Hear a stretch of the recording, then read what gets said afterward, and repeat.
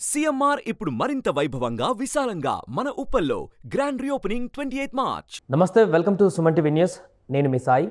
పిఠాపురం నియోజకవర్గంలో ఈసారి పవన్ కళ్యాణ్ పోటీ చేస్తున్నారు. అయితే పవన్ కళ్యాణ్ గెలుపోటములకు సంబంధించినటువంటి చర్చ కొనసాగుతున్న సందర్భంలో తాజాగా పవన్ కళ్యాణ్కి పిఠాపురంలో 1,00,000 మెజారిటీ సాధ్యమవుతుందా? ఒకవైపు వైసీపీ తీవ్రంగా అక్కడ ప్రణాళికలు రచిస్తూ పవన్ కళ్యాణ్ని ఓడించడానికి అన్ని రకాల వ్యూహాలను అనుసరిస్తుంటే, మరొక వైపు పవన్ కళ్యాణ్ గెలిపించడానికి అక్కడ జన సైనికులు కానీ ప్రజలు కానీ సిద్ధంగా ఉన్నారంటూ 1,00,000 మెజారిటీ ఖచ్చితంగా సాధ్యమంటూ కూడా ఒక చర్చ కొనసాగుతుంది. సో దీనికి సంబంధించి మాట్లాడదాం. నిజంగానే 1,00,000 సాధ్యమవుతుందా? అక్కడ పిఠాపురంలో పవన్ కళ్యాణ్ గెలుస్తారా లేదా అనేటువంటి అంశానికి సంబంధించి పూర్తి వివరాలు Suman TV news chief editor Keshav గారు అందిస్తారు. సార్ నమస్తే. నమస్తే సార్, పిఠాపురంలో 1,00,000 నిజంగానే పవన్ కళ్యాణ్కి సాధ్యపడుతుందా? 1,00,000 మెజారిటీ ఫస్ట్ ఆఫ్ అసలు వైసీపీ నుంచి ఎదుర్కొన్నటువంటి వ్యూహాలన్నింటినీ ఎదుర్కొని గెలుపు సాధ్యమవుతుందా? ఎలా చూడొచ్చు అంట? ఫస్ట్ సింగిల్ వర్డ్ ఆన్సర్ చెప్పాలంటే 1,00,000 మెజారిటీ సాధ్యమే, ఏ పార్టీకైనా సాధ్యమే. ఇప్పుడు పవన్ కళ్యాణ్కి ఉన్నటువంటి ఇమేజ్ ఫాలోయింగ్ రీత్యా చూస్తే కష్టమైనటువంటి ప్రక్రియ అయితే కాదు. కాకపోతే ఒక ప్రాపర్ ప్లాన్, యాక్షన్ ప్లాన్తో ముందుకెళ్లాల్సినటువంటి అవసరం ఉంది. ఏ పనికైనా కానీ ఒక కార్యాచరణ ప్రణాళిక, దాన్ని అనుసరించేటువంటి విధానం, అమలు చేసేటువంటి పద్ధతి, వీటిపైన కనుక సమగ్ర అవగాహన ఉంటే సాధించడం పెద్ద కష్టమేం కాదు. ఎందుకంటే ఇప్పుడు ఓవరాల్గా పిఠాపురం కాన్స్టిట్యున్సీలో 2,36,000 పైచిలకు ఓట్లు ఉన్నాయి. అంటే 2,36,602 ఓట్లు ఇప్పుడు లెక్క తేల్చినటువంటి ఓట్లు. గత ఎలక్షన్స్లో చూస్తే కనుక గత ఎలక్షన్స్ కంటే కూడా దాదాపు ఒక 20,000 కొత్త ఓటర్లు యాడ్ అయినటువంటి పరిస్థితి ఉంది. సో మొత్తం 100% ఓటింగ్ జరుగుద్దనే గ్యారంటీ కూడా మనం ఇవ్వలేం. అయితే అక్కడ ఎమోషన్ ఏ విధంగా రైజ్ అవుతుంది, అది ఇక్కడ చాలా ముఖ్యం. ఒకవేళ పవన్ కళ్యాణ్ని గెలిపించుకోవాలి అని అందరూ గనక ముందుకు వస్తే ఓటింగ్ ఎక్కువ జరగవచ్చు. లేదా అవతల పక్షంలో ఉన్నటువంటి వైఎస్ఆర్సీపీ చేసినటువంటి క్యాంపెయిన్ ఫలితంగా పవన్ కళ్యాణ్ ఓడించాలి అని పట్టుదలతో ఎక్కువ శాతం ఓటింగ్ జరిగినా కానీ ఓటింగ్ పర్సంటేజ్ పెరగడానికి ఆస్కారం ఉంటుంది. సో ఇవి రెండూ జరిగినప్పుడు కనీసం 90 నుంచి 95% వరకు మనం ఓటింగ్ ఎక్స్పెక్ట్ చేయొచ్చు. అంటే 2,36,000 ఓట్లలో కనీసం 2,10,000 ఓట్లు పోల్ అవ్వడానికి అవకాశం చాలా వరకు ఎక్కువగా ఉంది. సో ఇక్కడ బలమైనటువంటి వ్యూహం అనుసరించడం ద్వారా పవన్ కళ్యాణ్ కనుక ముందడుగు వేస్తే 1,00,000 మెజారిటీ పెద్ద కష్టమైనటువంటి అంశం అయితే కాదు. ఎందుకంటే 1,00,000 మెజారిటీ సాధించినటువంటి అనుభవాలు గతంలో ఉన్నాయి. ఇప్పుడు తెలంగాణలో జరిగినటువంటి ఎలక్షన్స్లో 2018 ఎలక్షన్స్లో సిద్దిపేటలో హరీష్ రావు 1,20,000 దగ్గర మెజారిటీ సాధించినటువంటి పరిస్థితి ఉంది. సో ఇప్పుడు రీసెంట్గా 2023లో జరిగినటువంటి ఎలక్షన్స్లో కుత్బుల్లాపూర్ కాన్స్టిట్యున్సీలో 85,000 పైచిలకు ఓట్ల మెజారిటీతో అక్కడ బీఆర్ఎస్ అభ్యర్థి వివేకానంద గెలిచినటువంటి పరిస్థితి. ఇక్కడ ట్రయాంగిల్ పోటీ ఉంది. ఇంకా అక్కడ మూడు పక్షాల మధ్య పోటీ. సో అదే సిద్దిపేటలో మళ్ళీ హరీష్ రావు 82,000 ఓట్ల మెజారిటీతో ఈసారి గెలిచారు. సో అంటే ఇవన్నీ చూసినప్పుడు ఏంటంటే అది పెద్ద కష్టమైనటువంటి మెజారిటీ కాకపోవచ్చు అనేటువంటి అభిప్రాయం ఉంది. కాబట్టి జనసేన పార్టీ, జనసేన అధినేత ఎలాంటి ప్రణాళికతో ముందుకెళ్తారు అనేది ఇక్కడ ఆసక్తి రేకెత్తించేటువంటి అంశంగా కనిపిస్తుంది. ఇంకొకటి, కాపు ఓట్లు కూడా చాలా ఎక్కువ కనిపిస్తున్నాయి. దగ్గర 90,000 ఓట్ల దాకా కూడా ఈ నియోజకవర్గంలో ఉన్నట్టున్నాయి. సో 1,00,000 మెజారిటీలో వీళ్ళ పాత్ర అతి కీలకంగా ఉన్నట్టు కనపడుతుంది. సో పవన్ కళ్యాణ్ ఈసారి కాపు ఓట్లన్నింటిని కూడా తన వైపు తిప్పుకునేటువంటి దాంట్లో సద్వినియోగం అవుతారా? అంటే ఇక్కడ 2 వెర్షన్స్ ఉన్నాయి.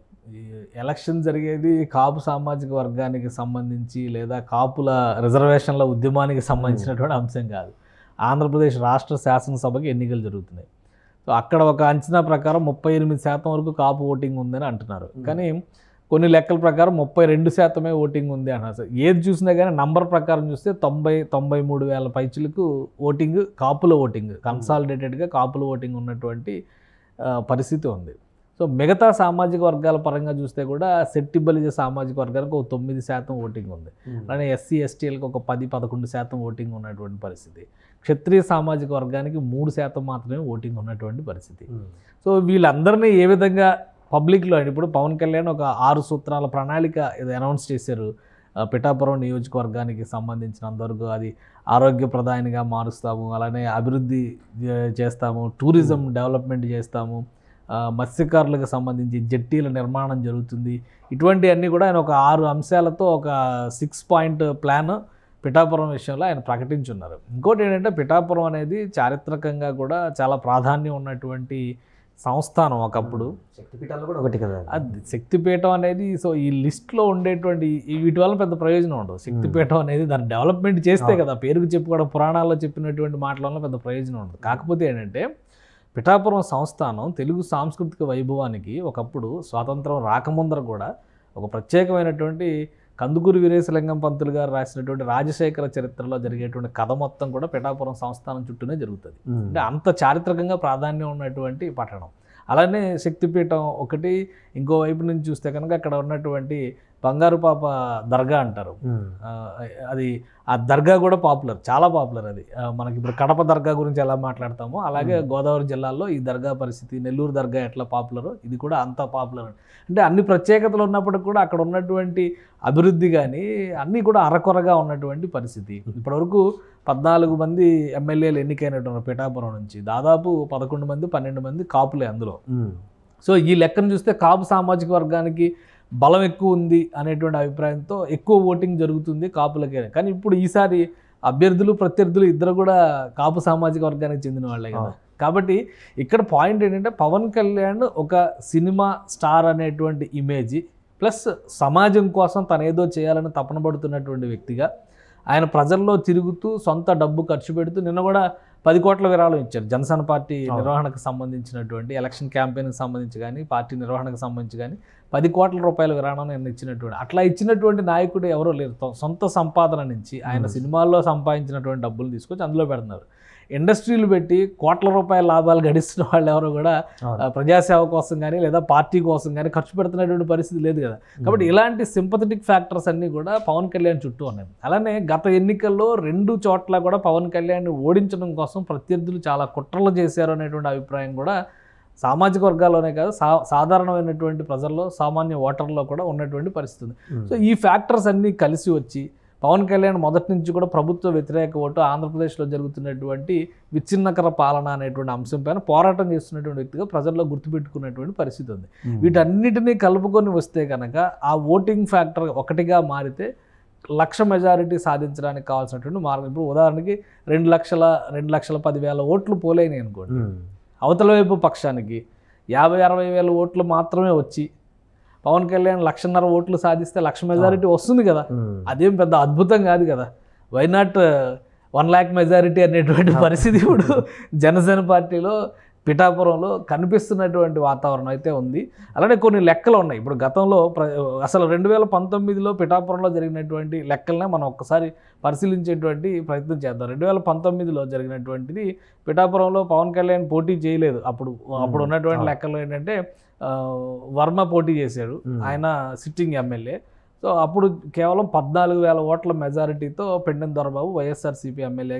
ఇదే పెండెం దొరబాబు 2004లో బీజేపీ అభ్యర్థిగా పిఠాపురం నుంచి గెలిచారు. ఆయన కూటమి నుంచి పోటీ చేశారు. అప్పుడు బీజేపీ అభ్యర్థి అంటే అప్పుడు తెలుగుదేశం బీజేపీ 2 కలిసి పోటీ చేశారు 1999, 2004 ఈ 2 ఎలక్షన్స్లో.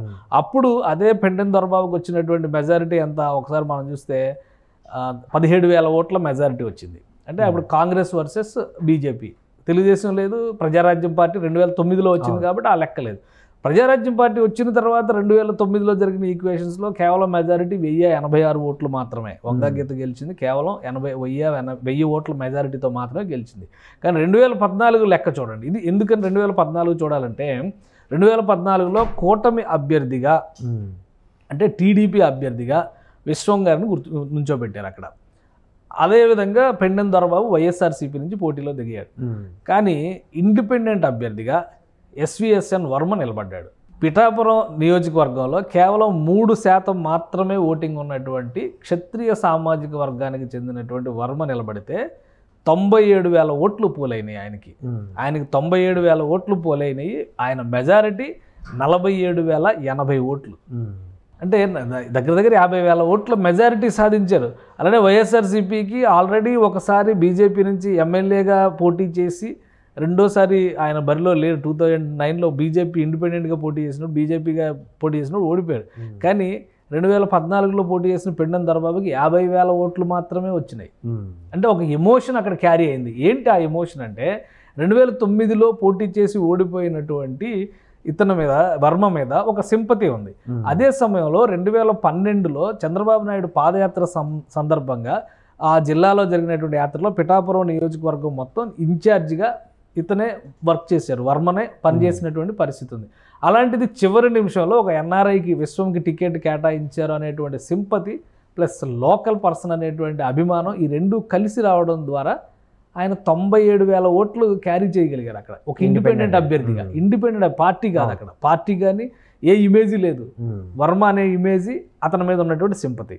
సో అది వర్మకి 2014లో సాధ్యమైనప్పుడు పవన్ కళ్యాణ్ 2024లో ఒక ఓటమి ఎదుర్కొన్నటువంటి వ్యక్తిగా 10 ఏళ్లుగా ప్రజాక్షేత్రాన్ని విడిచిపెట్టకుండా ఎన్ని విమర్శలు, ఎన్ని వ్యక్తిగత దాడులు, ఎన్ని రకాల అవమానాలు జరుగుతున్నా కానీ ప్రజలతోనే ఉంటాను అని ముందుకు వెళుతూ ప్రభుత్వ వ్యతిరేక ఓటును చీలబోనేవారు అనేటువంటి మాట 2 ఏళ్ల క్రితం ఇచ్చి ఆ మాట కోసం ఒక జాతీయ పార్టీని ఒక బలమైన ప్రాంతీయ పార్టీని కలిపేందుకు కావాల్సినటువంటి ఇరుసుగా మారిన పవన్ కళ్యాణ్ ప్రాపర్ యాక్షన్ ప్లాన్తో కనుక ప్రజాక్షేత్రంలోకి వెళ్తే 1,00,000 మెజారిటీ కొట్టడం అనేది అసాధ్యమైన విషయం, ఎట్టి పరిస్థితిలో కాదని ఈ లెక్కలు చెబుతున్నాయి. ఇది పిఠాపురానికి సంబంధించి ఆల్రెడీ కేస్ స్టడీస్ కొన్ని ఉన్నాయి కదా. 1,00,000 ఓట్లు సాధించినటువంటి చోట్ల సిద్దిపేట లాంటి చోట్ల కానీ, ఇప్పుడు కుత్బుల్లాపూర్లో 2023లో జరిగినటువంటి ఎలక్షన్స్ ఆ సినారియోలో కానీ ముక్కోణపు పోరు ఉన్నా కానీ అభ్యర్థి బలమైనటువంటి వ్యక్తి కార్యాచరణ ద్వారా కనుక ముందుకు వెళితే ఆ ఓటింగ్ పర్సంటేజ్ సాధించడం అనేది సులువైనదే అనేటువంటి విషయం ఇక్కడ కూడా ప్రూవ్ అవుతుంది. కాబట్టి పిఠాపురంలో జనసేన పార్టీ యాక్షన్ ప్లాన్ ఎంత వేగంగా మొదలైతే అంత ఎక్కువ అడ్వాంటేజ్ ఉంటుంది. పిఠాపురంలో జనసేనని పవన్ కళ్యాణ్ని కోలుకోలేని దెబ్బతీయడం ద్వారా, అంటే పవన్ కళ్యాణ్ని ఓడిస్తే కనుక జనసేన 20 సీట్లు గెలిచినా కానీ 0 అయినట్టే చెప్పొచ్చు అనేటువంటి ఆలోచనతో ఉంది. కాబట్టి అధికార పార్టీ మండలానికి ఒక ఇన్ఛార్జిని పెట్టింది, ప్రత్యేక సమన్వయకర్తలను పెట్టింది, ప్రత్యేక వ్యూహకర్తలను పెట్టింది. అదే పనిలో భాగంగా అవతల పార్టీలు అంటే జనసేనలో కానీ టీడీపీలో కానీ అసంతృప్తులు ఎవరెవరు ఉన్నారో వాళ్ళందరినీ కూడా మళ్ళీ ఒక పక్కకి చేర్చుకునేటువంటి ప్రయత్నం చేస్తుంది. ఇదంతా మరి మెజారిటీని తగ్గించే వ్యూహంలో భాగంగా జరుగుతుందా, లేదా తమను అవతల వ్యక్తిని ఓడించేటువంటి ప్రయత్నంలో భాగంగా జరుగుతుంది అనేది పిఠాపురం ఓటర్లు నిర్ణయిస్తారు. కానీ ఒకటి, జనసేన పార్టీ నుంచి ఒక సమన్వయ విభాగం అనేది పిఠాపురం పైన ఫోకస్ చేయాల్సినటువంటి అవసరం ఉంది. గతంలో జరిగినట్టుగా, అంటే భీమవరంలో జరిగినట్టుగా స్థానికుల మీద లేదా ఒక ఇన్ఛార్జ్ మీద బాధ్యతలు వదిలేసి పవన్ కళ్యాణ్ రాష్ట్ర వ్యాప్త పర్యటనలను తిరిగితే కనుక పిఠాపురంలో కూడా ఎదురు దెబ్బ తగలడానికి ప్రమాదం సిద్ధంగా ఉన్నట్టుగా మనం గమనించాలి. కాబట్టి ఆ రెండు అంశాలని దృష్టిలో పెట్టుకొని జనసేన పార్టీ ఒక పక్కా ప్రణాళికతో కనుక వెళితే పిఠాపురంలో 1,00,000 మెజారిటీ సాధ్యమయ్యేటువంటి అంశమే అని క్లియర్గా చెప్పొచ్చు. Right sir. సో మొత్తానికి ఇది పిఠాపురంలో పూర్తిగా పవన్ కళ్యాణ్కి 1,00,000 మెజారిటీ వచ్చేటువంటి అవకాశం ఉందనేటువంటి చర్చ కొనసాగుతున్నటువంటి సందర్భంలో కొంత ప్రణాళికాబద్ధంగా వెళ్తే, ఎందుకంటే ఇక్కడ ట్రయాంగిల్ పోటీ కూడా లేదు, రెండు వర్గాల మధ్య పోటీ కాబట్టి వచ్చేటువంటి అవకాశం కూడా లేకపోలేదంటూ కూడా చెప్తున్నారు. సో ఏదేమైనా కూడా 2,36,000 ఓటర్లు ఉన్నటువంటి ఈ నియోజకవర్గంలో ఏం జరుగుతుంది, ఎవరికి ఎంత పర్సంటేజ్ ఓట్లు వస్తాయనేది కూడా కాలమే నిర్ణయించాలి. సుమన్ టీవీలో మీ పర్సనల్ అండ్ బిజినెస్ ప్రమోషన్స్ కోసం కింది నెంబర్కి కాంటాక్ట్ చేయండి.